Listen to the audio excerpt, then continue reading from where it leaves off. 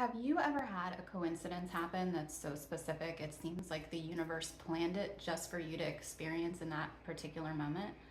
So you dream about a pink elephant, and the next morning, a pink elephant is at the top of your Instagram feed.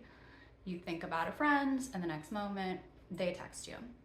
So these little coincidences are known as synchronicities. So in this video, I'm gonna let you in on a little secret that witches know to be true. Synchronicities aren't just coincidences. They're the universe talking to you. And the more you talk to the universe, the more it will talk back. Hi, I'm Erin. I'm an intuitive channel, a writer, and a witch. Welcome to my new channel, What a Witch Knows. My intention with this channel is to share witches' wisdom on some of the most popular topics in metaphysics and spirituality, like synchronicities, astrology, tarot, the quantum realm, and more. I'm a journalist by trade, so I combine the information that I channel intuitively with good old-fashioned reporting and research in order to explain concepts from my spiritual perspective as a witch. Today, we're going to get into what a witch knows about synchronicities, and then I'm going to give you 7 tips about how you can work with synchronicities and invite them into your life. So stay tuned till the end of the video for that. But first, since it's my first time sharing this space with y'all, I just wanted to offer a little bit of context. So first of all, this channel is for everyone. You don't have to be studying spirituality or even familiar with it at all to get useful insights from the information I'm going to share with you here. You just have to be curious and have an open mind. And if there's a question you'd like me to answer, drop it in the comments below. And it's important to note that not every witch will have the same perspective. This information is purely from my own knowledge, my own guidance, and my own experience. If your intuition or your experience is telling you something different, that's what you want to follow first and foremost. And if you're a fellow witch, welcome, and you have a different perspective you'd like to share, please drop your thoughts in the comments as well. So one of the big questions that we're going to be delving into on this channel is, what is a witch? So that's a very complicated and subjective question. It's historically been an accusatory term associated with fear, evil, and Satan, which modern witches know could not be further from reality. The truth is, witches and people accused of witchcraft, notice the distinction there, historically have been demonized because they're people who understand their own power. And that's something that's deeply threatening to the colonial patriarchal world order. In her fictional work, I, Tituba, the Black Witch of Salem, Maurice Condé reimagines the story of Tituba, a Black woman who was enslaved by colonizers in Massachusetts and was the first to be accused of witchcraft during the Salem witch trials in 1692. So in the book, Tituba says, "They called me a witch, but in truth, I was simply a woman who knew her worth." In Condé's book, Tituba couldn't understand why people were afraid of her abilities to work with herbs and heal others and to communicate with spirit guides. So in fact, she had never even heard of the term witch or Satan until she learned about it from the Christian religion that was forced on her by her enslavers. Isn't the ability to communicate with the invisible world, to keep constant links with the dead, to care for others and heal, a superior gift of nature that inspires respect, admiration, and gratitude? She asks. Consequently, shouldn't the witch, if that's what this person who has this gift is to be called, be cherished and revered rather than feared? So this is a fantastic book I encourage everyone to read, and I'll drop a link in the description box below. As the book delves into in depth, the term witch has been used as a way of othering people who are marginalized in society, especially women and people of color, and hundreds of thousands of people who are subjected to horrible abuse and suffering because of that. But on this channel, my intention is to reclaim the word witch as a term of empowerment and one that we can use to center our own experience with spirituality in our own words.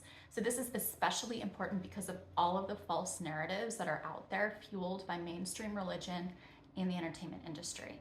So I want to be clear to reject the fear that's been associated with the term witch by colonial and patriarchal structures, and instead talk about being a witch through the lens of love, freedom, healing, and the interconnectedness of all things.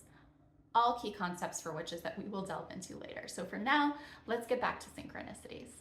So according to Merriam-Webster, a synchronicity is defined as the coincidental occurrence of events, and especially psychic events, such as similar thoughts in widely separated persons or a mental image of an unexpected event before it happens that seem to be related but are not explained by conventional mechanisms of causality, used especially in the psychology of Carl Gustav Jung. Carl Jung was an influential Swiss psychologist and psychotherapist who coined the idea of the collective unconscious. So separate from the personal unconscious, the part of our brain that's based on personal experiences but that has been repressed or hidden, the collective unconscious is a vast ocean of communal information that every human is tapped into to varying degrees. So in spirituality circles, the collective unconscious offered a new framework from the realm of psychology to understand what witches call spirit or source, the vast energy field that connects everyone and everything. Witches know that all life springs from this universal field, and we believe that it's conscious, intelligent, divine, and incredibly powerful. So we as humans are just one part of this vast ecosystem, and it also includes animals, the environment, and the galactic realm. So in Conde's book, Tituba talks about her spiritual mentor in Barbados, Mama Yaya, saying, Mama Yaya taught me to listen to the wind rising and measure its force as it swirled above the cabins it had the power to crush. Mama Yaya taught me the sea, the mountains, and the hills. She taught me that everything lives, has a soul, breathes, that everything must be respected, that man is not the master riding through his kingdom on horseback. In other words, witches don't believe that humans should impact the world around them via traditional routes of domination or control that are so prevalent in traditional colonial structures. Rather, witches know that we as humans are in a constant conversation with the forces of the universe that surround us. And the more you learn to acknowledge and respect that everything around you has a consciousness of equal worth, the more you can both give and receive wisdom. Think of wisdom as a kind of currency in a universal marketplace of consciousness. Witches know that synchronicities, along with dreams, channeled and divine information, and visions, are ways that this vast energy source can communicate its wisdom to you. According to Jung, the language of the collective unconscious is the archetype, common figures or themes that appear in myths, stories, and dreams across all cultures. The hero, the mother, the flood, and the trickster, for example. These archetypes play out across a wide variety of contexts, including metaphysics, and they can be represented by planets in astrology, or the tarot cards in divination, gods and goddesses in myths, numerals in numerology, or shapes in sacred geometry, for example. In the context of synchronicities, the universal source can make good use of these archetypes to communicate with you. For example, water and floods are archetypes associated with motion. You might be overcome with emotion and tears in one moment, only to notice the next a water main has broken on your street, flooding the sidewalk.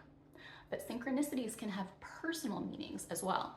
For example, you might be missing your late grandmother in one moment, only to notice a red cardinal perched on your windowsill, her favorite bird when she was still alive. What these synchronicities mean will be deeply personal to everyone, but I believe it's the universe's way of letting us know that our individual experience is also our collective experience. In other words, we're not alone. In his book, Cosmos and Psyche, Richard Tarnas writes that Jungian archetypes represent a kind of bridge between the inner world and the outer world, similar to the famous Hermetic principle of correspondence, as within, so without.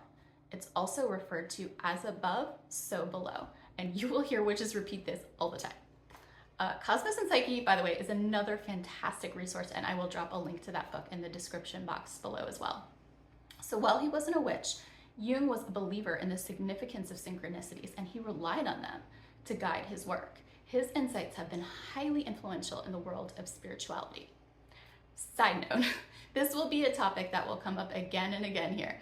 Many people who are not witches, nonetheless, use tools that witches use to a great degree of success, and vice versa. Witches use wisdom and tools from a wide variety of spiritual and non-spiritual practices alike for their own guidance, although we may call them by different names. So according to Tarnas, Jung first describes the phenomena he called synchronicity in a seminar as early as 1928 and continued investigating it for 2 decades before presenting an in-depth analysis in the 1950s. Synchronicities had a significant personal impact on Jung, as well as on his patients, Tarnas noted. Jung found that synchronicities most often occurred in the life of his patients, especially during periods of crisis or transformation. The synchronicities would often trigger healing and movement towards psychological wholeness, Tarnas wrote. That's because the unexpected integration of inner and outer reality offered a new understanding of the universe as capable of embodying purpose and meaning beyond just random chaos. For many, this concept was deeply comforting, especially after a period of sustained personal darkness. And for some, it would inspire a kind of divine bliss or a broader spiritual awakening. One classic example is the case of the golden scarab, Tarnas writes. Jung had been holding a session with a young woman patient who he described as psychologically inaccessible, and something he suspected had to do with her strict adherence to the concept of rationalism. During the session, the patient was describing a dream she had the previous night about being gifted an expensive piece of jewelry in the shape of a golden scarab, a kind of beetle. So as she spoke, Jung noticed a tapping on the window behind him, and he realized it was a large beetle, green and gold in color, that closely resembled a scarab. So he opened the window to let it fly in, he caught the insect and he handed it to her and he said, "Here is your scarab." The incident marked a psychological breakthrough for the woman. The synchronicity was so remarkable that it punctured the woman's intellectual armoring and allowed her to consider the possibility that there was something more to the world than could be explained by the rational mind. For Jung, the scarab symbol was not random. Instead, he saw it as an archetype from which he could draw specific meaning to the circumstance. In Egyptian mythology, the scarab represents the cycle of life, death, and rebirth, aligning with the woman's psychological rebirth after experiencing the synchronicity. Tarnas notes that while the incident was a landmark moment for the woman, it was sort of just another day in the life for Jung, who noted these synchronicities constantly and paid close attention to what guidance they might be offering. From a witch's perspective, this sounds very familiar. Speaking for myself, I notice anywhere from a few synchronicities a week to as many as 5 or 10 or even more a day. So for me, these synchronicities remind me that I'm part of a broader divine universe.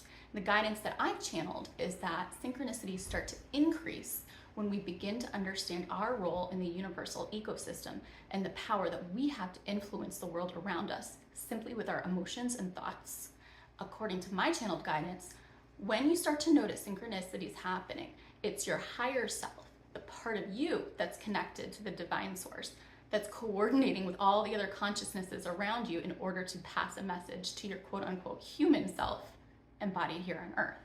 In other words, it's essentially you creating them, just a higher version of you. I believe that synchronicities are a way for your higher self to nudge you a little bit in the right direction. I start to notice synchronicities happening with more frequency when I'm taking actions that align with the path I'm supposed to be on. In that way, they function as confirmations of where I'm supposed to be going and what I'm supposed to be doing.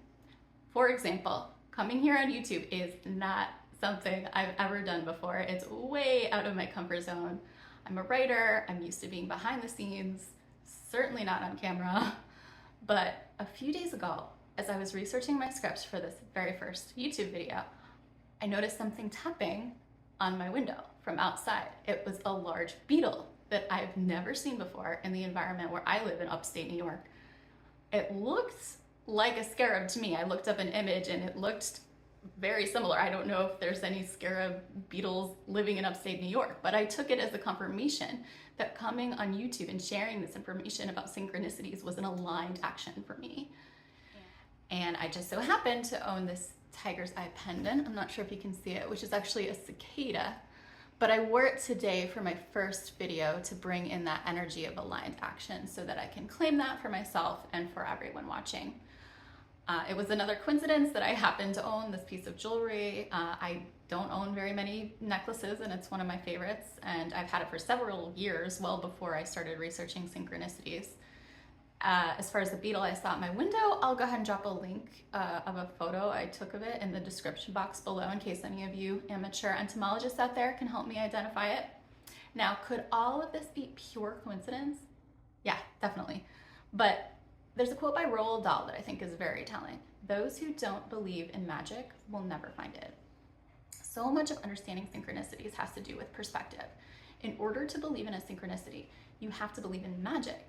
You have to believe that the universe is intelligent and that, that means undoing much of the belief systems centered around rationality that many of us in the Western world have been brought up with. If you're completely tethered to rationality, then you will naturally dismiss, ignore, or diminish every synchronicity that comes your way. But if you're willing to believe that there's something more to the universe, then you can actually invite synchronicities into your life and start using them as a guide for your actions. If you're interested, let's get into some witch wisdom about how to go about welcoming synchronicity. Here are 7 tips about how you can start to work with synchronicities in your own life. 1, be present. Synchronicities often arise in the world around us, especially in nature, but if you're not present and paying attention, they can pass you by. Stay present and attentive to what's happening in the world around you. If you're constantly looking at your phone and refreshing your Instagram feed or absorbed in your laptop at work, important synchronicities could pass you by. 2, believe in them. So this sounds relatively simple, but you have to at least be willing to give the benefit of the doubt to the possibility that there's a real connection between your inner world and the outer world in order for synchronicities to start showing up in your life. When a synchronicity pops up, don't immediately dismiss it as impossible. At least consider the possibility that there's a meaningful significance to the coincidence. 3, invite them in. So one of the best ways to encourage the universe to talk to you through synchronicities is to talk to it. When you're out in nature, start with a simple hello. In this way, you'll be acknowledging the consciousness of everything around you, from trees to birds and flowers. See if you can feel their energy responding to you. I'd recommend doing this at least a few times a day. Once you're comfortable communicating with the universe, ask it to show you synchronicities to guide you on your path.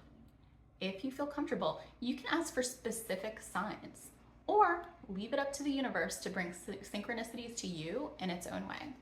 Let the universe know that you're welcoming synchronicities into your life. 4, say thank you.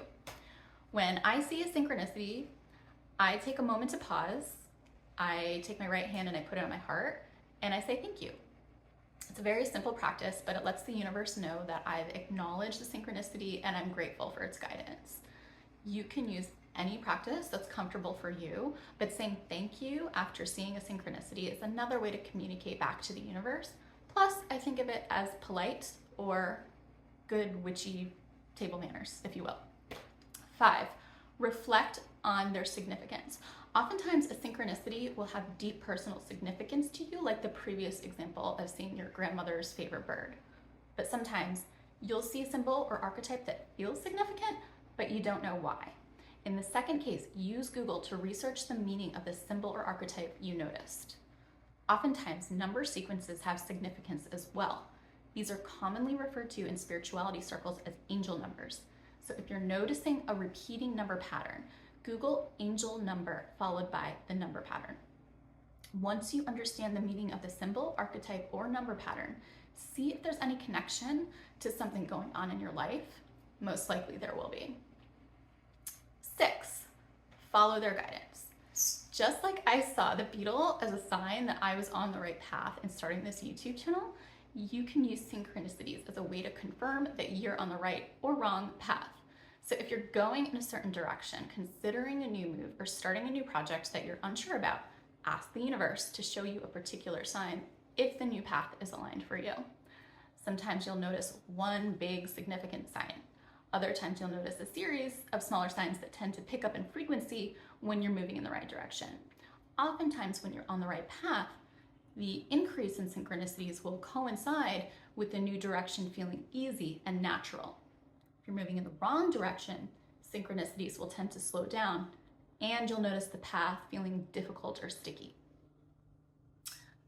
7, trust your intuition.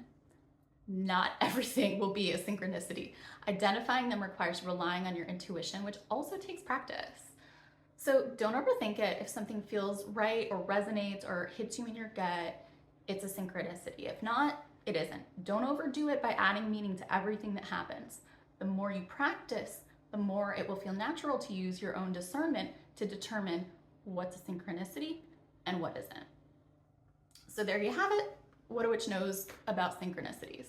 I'd love to hear your thoughts in the comments below. Thank you so much for joining me, and be sure to like the video and subscribe to the channel so that you can get alerted every time I upload a new video. I have lots more content planned for you. Take care and blessed be.